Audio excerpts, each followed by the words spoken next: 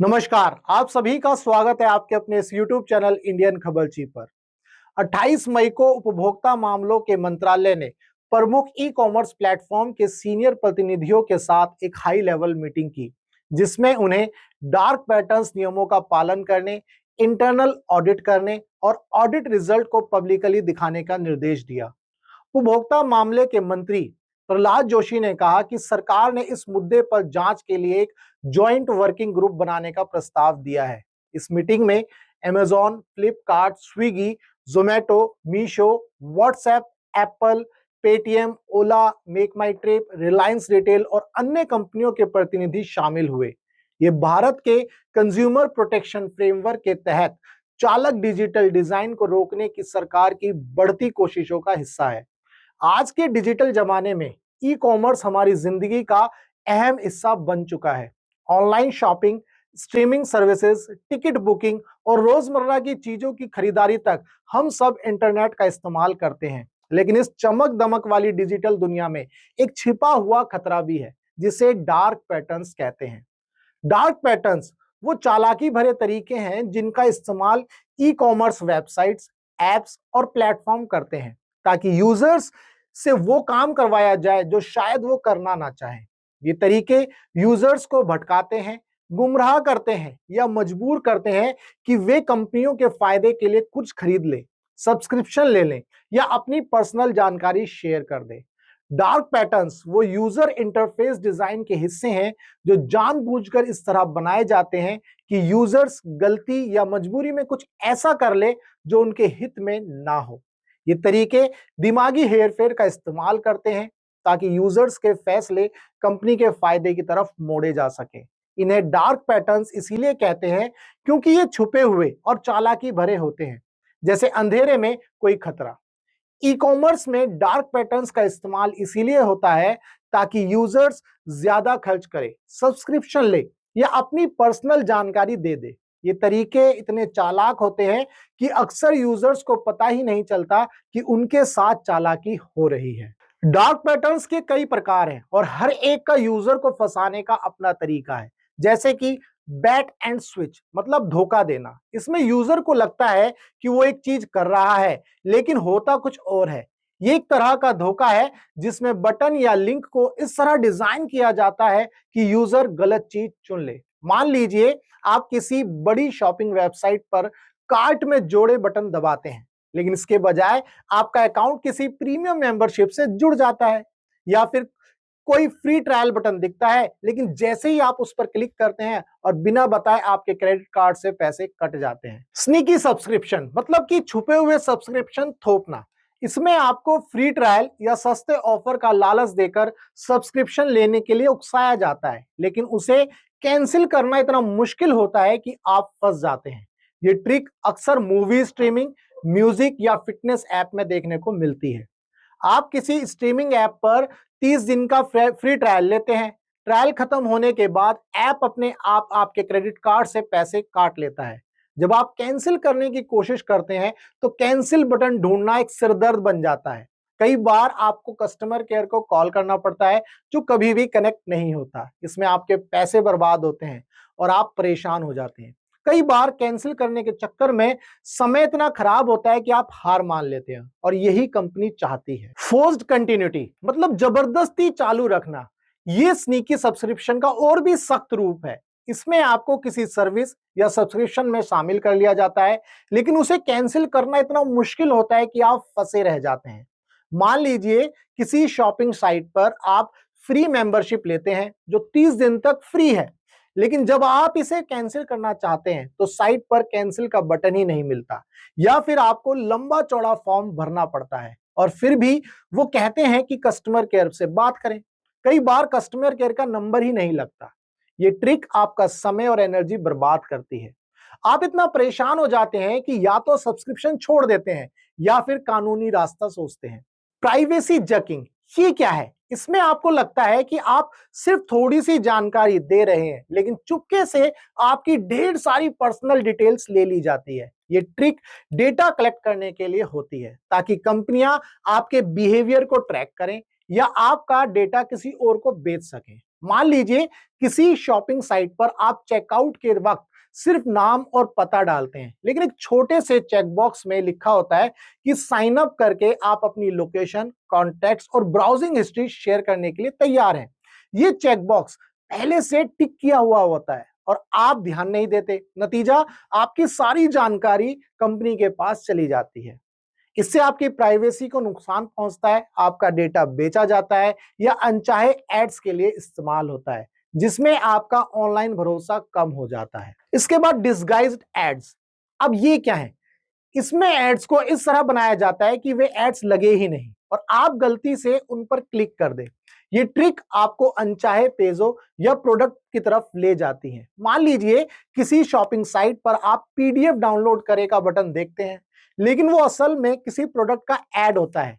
Click करने पर आप किसी और पेज पर पहुंच जाते हैं या आपको सब्सक्रिप्शन फॉर्म भरने के लिए कहा जाता है। कई बार फ्री शिपिंग या 50% डिस्काउंट के बड़े बड़े बैनर भी एड्स होते हैं, जो आपको गलत प्रोडक्ट के पेज पर ले जाते हैं। इसमें आपका समय बर्बाद होता है, आप परेशान हो जाते हैं क्योंकि आपको वो नहीं मिलता जो आप चाहते हैं। ये ट्रिक आपको अनचाहे प्रोडक्ट या सर्विसेज खरीदने के लिए मजबूर करती है। इसके बाद फेक काउंटडाउन टाइमर्स, मतलब झूठा टाइम प्रेशर। इसमें साइट्स नकली टाइमर दिखाती हैं जो आपको जल्दी फैसला लेने के लिए दबाव डालते हैं। ये टाइमर कहते हैं कि ऑफर सिर्फ 10 मिनट में खत्म होने वाला है, लेकिन ये नकली होते हैं और पेज रिफ्रेश करने पर वो फिर से शुरू हो जाता है। मान लीजिए किसी कपड़े की वेबसाइट पर आप जाते हैं और वहां पर फ्लैश सेल देखते हैं, वो सिर्फ 5 मिनट के लिए बाकी है, लेकिन 1 घंटे बाद वापस देखने पर वही टाइमर फिर से 5 मिनट से शुरू हो जाता है। ये ट्रिक आपको जल्दी खरीदने के लिए मजबूर करती है, वरना आपको लगता है कि ऑफर चला जाएगा। इसमें आप जल्दबाजी में गलत फैसले लेते हैं और कई बार वो चीजें खरीद लेते हैं जो आपको चाहिए ही नहीं। ये ट्रिक आपके दिमाग पर दबाव का फायदा उठाती है। रोच मोटल, आसान एंट्री और मुश्किल एग्जिट। अब ये क्या है? इसका नाम इसीलिए है क्योंकि जैसे कॉकरोच जाल में आसानी से घुस जाता है लेकिन निकल नहीं पाता, वैसे ही साइन अप करना या सब्सक्रिप्शन लेना आसान होता है, लेकिन उसे कैंसिल करना या अकाउंट डिलीट करना बहुत मुश्किल होता है। मान लीजिए किसी शॉपिंग ऐप पर अकाउंट बनाना 2 सेकंड का काम है, बस ईमेल और पासवर्ड डालें, लेकिन जब आप अकाउंट डिलीट या सब्सक्रिप्शन या कैंसिल करना चाहते हैं तो आपको कस्टमर केयर को ईमेल करना पड़ता है या लंबी प्रोसेस फॉलो करनी पड़ती है। कई बार वो कहते हैं कि 30 दिनों में प्रोसेस होगा। इसमें आपका समय और एनर्जी बर्बाद होती है। कई बार आप इतने थक जाते हैं कि सब्सक्रिप्शन छोड़ देते हैं और यही कंपनी का मकसद होता है। हिडन कॉस्ट, मतलब कि छुपा हुआ खर्चा। इसमें चेकआउट के वक्त एक्स्ट्रा चार्जेस जोड़ दिए जाते हैं जिसका पहले जिक्र नहीं होता। ये चार्जेस कन्वीनियंस फी, हैंडलिंग फी या सर्विस टैक्स के नाम पर आते हैं। मान लीजिए आप 500 रुपए का प्रोडक्ट खरीदने के लिए चेकआउट करते हैं, लेकिन आखिरी स्टेप में 100 रुपए का कन्वीनियंस फी और 50 रुपए का जीएसटी जोड़कर बिल 650 रुपए हो जाता है। ये एक्स्ट्रा चार्जेस आपको पहले नहीं बताए जाते और आपको पेमेंट पेज पर पहुंचने पर ये पता चलता है। इससे आपका बजट बिगड़ जाता है और आप शॉपिंग एक्सपीरियंस से नाखुश हो जाते हैं। कई बार ये छोटे छोटे चार्जेस नोटिस नहीं होते, लेकिन बैंक स्टेटमेंट देखने पर धोखा लगता है। ड्रिप प्राइसिंग, ये एक ऐसी मार्केटिंग चाल है जहां आपको शुरुआत में किसी प्रोडक्ट या सर्विस की कीमत कम बताई जाती है, लेकिन जब आप इसे खरीदने जाते हैं तो धीरे धीरे कई छुपे हुए चार्ज या फीस जुड़ते जाते हैं। ये अतिरिक्त चार्ज इतने छोटे होते हैं कि आपको एक एक करके पता नहीं चलते, लेकिन आखिर में कुल कीमत काफी बढ़ जाती है। मान लीजिए आपको दिल्ली से मुंबई के लिए फ्लाइट की टिकट बुक करनी है। शुरुआत में आपको एक वेबसाइट पर 3,000 रुपए का टिकट दिखता है। आपको लगता है कि यार ये तो बहुत अच्छी डील है और आप तुरंत उसे बुक करने लगते हैं। लेकिन जब आप अपनी डिटेल डालते हैं तो पता चलता है कि सीट चुनने के लिए 200 रुपए एक्स्ट्रा देने होंगे। अगर आपको चेक इन बैगेज लेना है तो उसके लिए 500 लगेंगे। आगे बढ़ते ही सुविधा शुल्क या आखिर में पेमेंट करने से पहले क्रेडिट कार्ड से पेमेंट करने पर 100 रुपए का प्रोसेसिंग चार्ज भी लग जाता है। तो जो टिकट शुरुआत में 3,000 रुपए का दिख रहा था वो आखिर में 3,950 का पड़ गया। ये 950 जो धीरे धीरे जुड़े, यही ड्रिप प्राइसिंग का नतीजा है। डार्क पैटर्न से बचने के लिए हम सभी को कुछ आसान सावधानियां बरतनी चाहिए, जैसे कि नियम और शर्तें ध्यान से पढ़ें, हर छोटा चेकबॉक्स या फाइन प्रिंट ध्यान से पढ़ें। अगर कुछ समझ में ना आए तो क्लिक करके पहले चेक करें। नकली जल्दबाजी से बचें। सीमित स्टॉक या टाइमर वाले मैसेज पर तुरंत भरोसा ना करें। पेज को रिफ्रेश करके देखें कि क्या यह सच है या नहीं। पेमेंट से पहले चेकआउट करते वक्त टोटल अमाउंट और एक्स्ट्रा चार्जेस को ध्यान से देखें।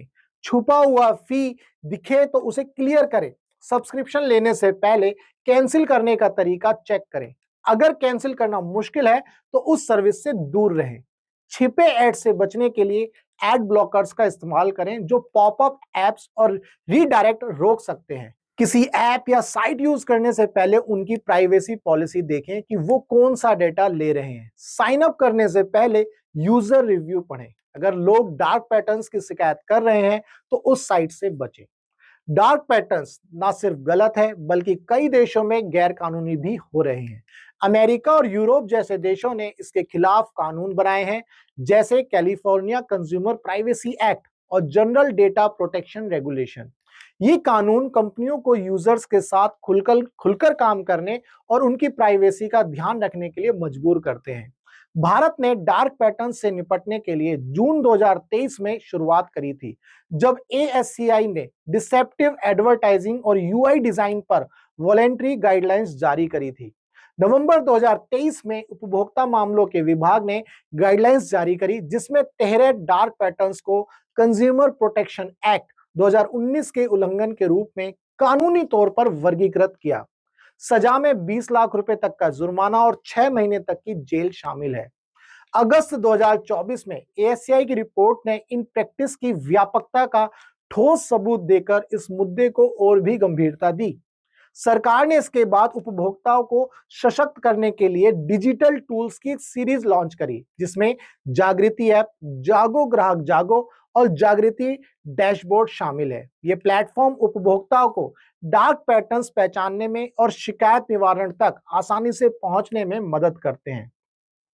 28 मई की मीटिंग केंद्र की अब तक की सबसे सख्त कार्रवाई थी। मंत्रालय के मुताबिक स्टेक होल्डर्स ने गाइडलाइंस का पालन करने पर सहमति जताई है। मंत्री प्रहलाद जोशी जी ने ओला, उबर और रैपिडो जैसी राइड हेलिंग एप्स पर एडवांस टिप फीचर की हाल ही की शिकायतों को भी एड्रेस किया और कहा कि कंपनियों को सुधार के लिए कुछ समय दिया जाएगा। इन डार्क पैटर्न्स की सबसे ज्यादा शिकायतें एडटेक, ट्रेवल और airlines, e commerce, quick commerce, online banking और payments, taxi aggregator app, OTT platform जैसे सेक्टरों से मिली है। डार्क पैटर्न्स ई कॉमर्स में एक बड़ी दिक्कत है, जो आपके भरोसे, पैसे, समय और प्राइवेसी को नुकसान पहुंचाते हैं। Bait and switch, sneaky subscription, forced continuity, privacy jacking, disguised ads, fake timers, roach motel और हिडन कॉस्ट जैसे तरीकों से कंपनियां आपको फंसाती हैं, लेकिन थोड़ी सी सावधानी और जागरूकता से आप इनसे बच सकते हैं। जैसे जैसे यूजर्स और सरकारें डार्क पैटर्न्स के बारे में जागरूक हो रही हैं, कंपनियों पर भी अपने तरीके सुधारने का दबाव बढ़ रहा है। आर्टिफिशियल इंटेलिजेंस और मशीन लर्निंग से डार्क पैटर्न्स और चालाक हो सकते हैं, लेकिन साथ ही ऐसे टूल भी बन रहे हैं जो इन्हें पकड़ सकते हैं। मिसाल के तौर पर फायरफॉक्स और क्रोम जैसे ब्राउजर पर जो है आपको एक्सटेंशन मिल जाएंगे जो छिपे एड्स या स्नीकी सब्सक्रिप्शन को ब्लॉक कर सकते हैं। यूजर्स को और भी जागरूक होने की जरूरत है। स्कूल, कॉलेज और ऑनलाइन प्लेटफॉर्म को डिजिटल लिटरेसी सिखानी चाहिए ताकि लोग इन ट्रिक्स को समझ सके और अपनी सुरक्षा कर सके। ई कॉमर्स कंपनियों को भी अपने तरीके सुधारने चाहिए और खुलकर काम करना चाहिए। बिना यूजर्स के भरोसे के तो कोई भी कंपनी लंबे समय तक नहीं चल सकती, और आपको भी अपने हक जानने चाहिए और ऑनलाइन दुनिया में सावधान रहना चाहिए। अगली बार जब आप किसी शॉपिंग साइट पर जाएं तो जरा ध्यान रखें कहीं वो कार्ट में जोड़े बटन कोई डार्क पैटर्न तो नहीं छिपा रहा।